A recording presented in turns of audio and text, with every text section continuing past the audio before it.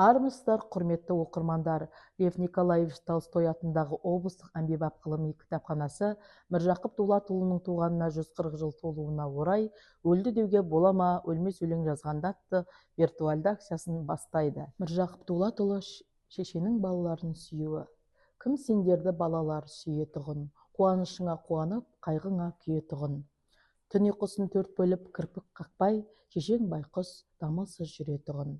Кім сендерді балалар тербететін, еркелетіп ойнатып сергітетін.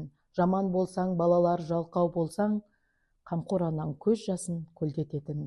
Кім сендерді сағынар шетке кетсең, ғылым іздеп тез қайтпай көпке кетсең.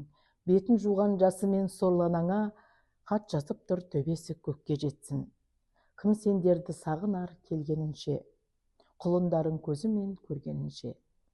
Сендер қайтып келсеңдер адам болып, еш арманым болмас еді өлгенімше.